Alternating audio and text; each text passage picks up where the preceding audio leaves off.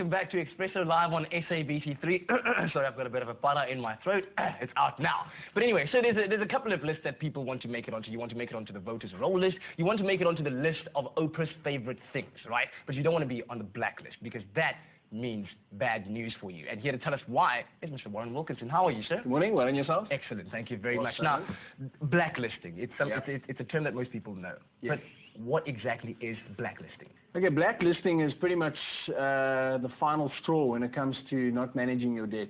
Mm-hmm. And unfortunately, there are precursors to that which already would prevent you from getting any further credit, and that is just your credit history. So, you know, the moment you start defaulting on your payments, be it your car or your bond... That's a very funky term, defaulting. Let's put it in. What's defaulting? It sounds dangerous and nice at the same time. No. Tell me, what does it mean to default on your payment? Okay, by defaulting I mean that you're not paying, either you're not paying the whole amount. Yes. So let's say your loan repayment is 1,000 Rand or 500 Rand, you're just paying zip, zero, nothing. Mm-hmm. So that's to default. Okay. In other words, the contract says that you need to pay a certain amount, 1,000 Rand a month. Yes. If you don't pay, you're in default of the terms of the contract. Yes. Okay. So that's one thing, is not paying it. Mm-hmm. And if you do that habitually, then you build up a bad credit record, because there's the computer systems pick up when you either pay late, or you're only paying a part of it, or you're not paying at all. And the longer you do that, and the longer you don't talk to your creditors as to why you're paying late, or what's going on in your life, the bigger that case builds against you, because the more red flags starts popping up as you go along. Yeah. Now, loans are a very big thing. Most commonly, people have retail credit. Yes. And usually there's a date that says on this date you should pay your installment for the month. Are you telling me that if you skip that day by one day, that's it, already that means it becomes a flag? Oh my goodness. Yeah. Wow. You know, I mean, I personally have had a scenario where about 10 years ago I closed an account because I had an issue with the actual retailer. And most recently I did another application because I wanted to take advantage of the benefits that they had in this particular facility. And they came back to say that that particular case of mine was still open. It was never closed.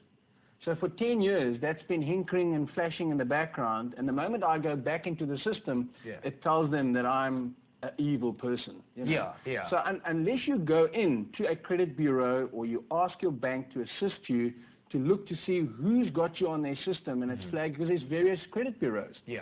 You know, and you need to make sure that you check with all of them to make sure that you are not being flagged at some point. Because often they just come back and say, sorry, your application has been declined. Why? Well, sorry, we don't know. Well, I mean, it goes a lot further than just your application being declined. There's a lot more things that being blacklisted restrict you from doing. Yeah, I think when you finally get blacklisted, it means that, you know, you need to show either by virtue of a court order that you have been rehabilitated. Yeah. In other words, you've gone through a process, either through a debt counseling firm, whereby you've actually gone to repay your entire loan or all the loans that you have. So if you've got a bond that's carrying on for 20, 30 years, it may be very difficult for you to be able to get out of that over a long period of time, which means that when you need, for example, business owners, if they need access to more cash flow and they need an overdraft, but they've had a bad scenario through the recessionary period where they couldn't afford to pay their car, then it may affect them to get a loan for their business, because they've got to go and stand personal surety for those documents. So, you know, it becomes a snowballing effect. It makes it difficult for the consumer, and we've seen that in the market at the moment. You know, the consumer is under enormous pressure, because 70 to 80% of them have got an income to debt ratio of 70 to 80%. Wow. So that's huge, you know. So although we've got, you know, opportunities, and we've got Africa being part of the BRIC nation, and we've got that benefit, it doesn't help the man in the street when he's sitting with a credit record, because he can't access the funds to actually live and sustain his lifestyle and create more jobs. Indeed. So it is a bit of a catch-22. So we have to manage it appropriately. Yeah, and that's where having a sound financial advisor like yourself counts big time. Thank you very much for that. CFP and nothing less.